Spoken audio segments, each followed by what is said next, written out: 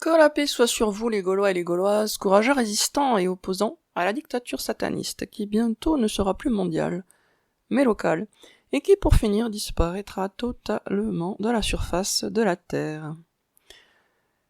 Nous allons parler d'astrologie. Ce n'est pas un sujet que j'aborde souvent, pourtant je suis très intéressé par l'astrologie depuis très longtemps, je l'étudie très souvent, et j'y ai trouvé une forme de secours, de réconfort et de lucidité. Mais je ne vais pas parler de l'astrologie en général, juste de deux aspects bien précis qui me paraissent particulièrement utiles. Particulièrement. Alors, en ce qui concerne la synastrie, c'est-à-dire l'étude de la comparaison de deux thèmes astrologiques natals, c'est fort intéressant. C'est fort intéressant, c'est fort instructif. Maintenant, est-ce que c'est vraiment utile ? Je ne sais pas si vraiment on peut dire que c'est utile. C'est intéressant, c'est sûr, et moi personnellement, ça m'intéresse toujours beaucoup. Maintenant, bon, voilà. Enfin, bon, bref. Alors maintenant, je viens sur deux points vraiment, pour le coup, qui me paraissent, d'après mon expérience, ça peut apporter vraiment une connaissance de soi, pour le coup, directement utile. C'est la place du nœud nord. Donc chaque personne a un nœud sud et un nœud nord. Nœud sud et nœud nord lunaire. Et en fait, ça correspond à l'axe de vie. Ce qui fait que quand vous vous intéressez à votre nœud nord, vous vous intéressez à la direction que vous êtes censé suivre dans la vie. Et vraiment, ça c'est super intéressant. Moi, à une époque, je croyais que ma date de naissance était celle qui est sur mon livret de famille. Et donc, je croyais que mon nœud nord se situait en Sagittaire. Mais je ne m'y reconnaissais pas du tout, ça ne me parlait pas.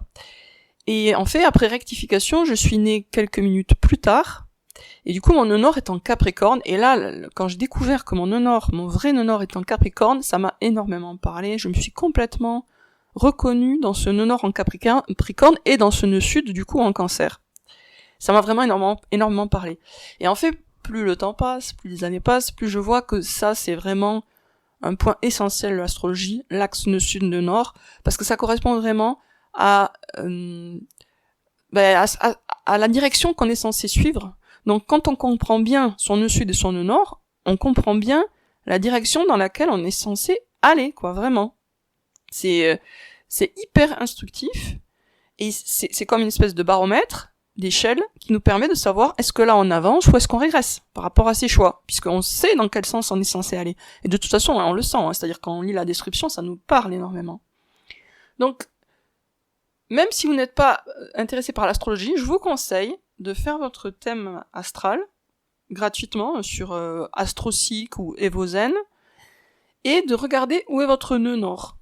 Et de lire ensuite, en français et en anglais, il y a beaucoup de descriptions, les considérations sur votre nœud nord et votre nœud sud. Ça va vous apporter énormément. Moi, ça m'a apporté énormément, et régulièrement, je reviens sur ce sujet-là, parce que c'est tout l'axe de la vie, donc y a pas un jour où on n'est plus concerné. C'est de la naissance à la mort que ça nous concerne, cet axe d'évolution.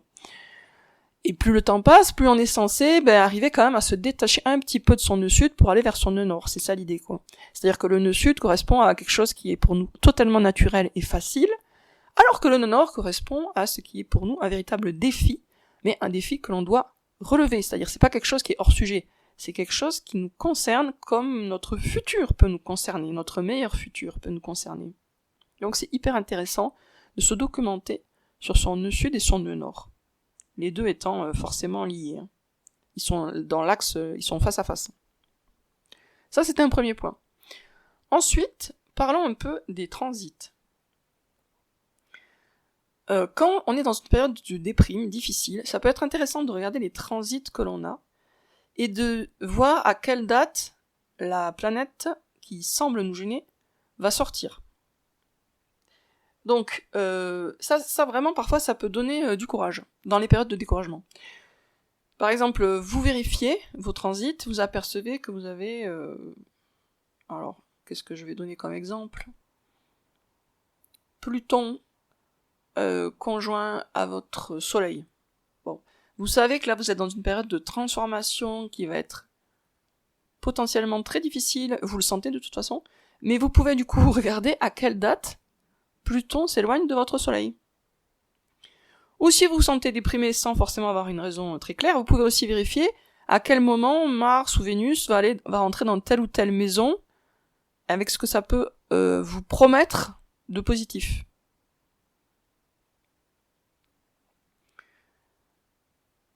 Par exemple, vous avez un transit de Mars en maison 12, ça correspond à un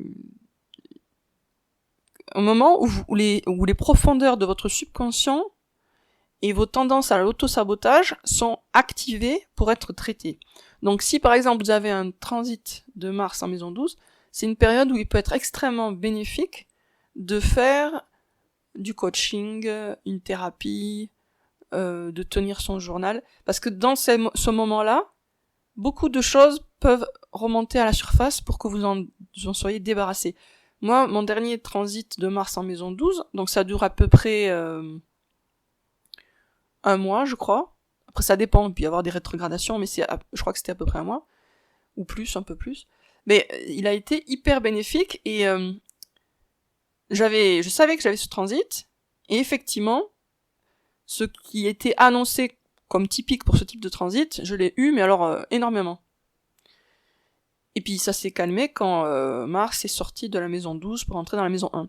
Donc en fait, quand vous vous renseignez sur les transits par rapport à votre thème natal, ça peut être une occasion, alors évidemment il faut le prendre dans le bon sens, il faut pas stresser à l'avance, hein, mais ça peut être occasion à avoir de l'espoir et à se dire, à telle date, à tel moment, il va y avoir du changement dans tel domaine de ma vie, ou en tout cas je serai dans une énergie différente, parce que c'est pas automatique les changements, hein, mais on n'est pas dans la même énergie.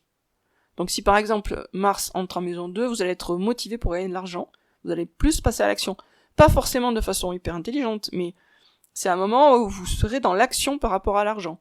Si c'est en maison 4, vous serez dans l'action par rapport à votre maison, vous ferez peut-être des travaux, peut-être vous déménagerez, etc.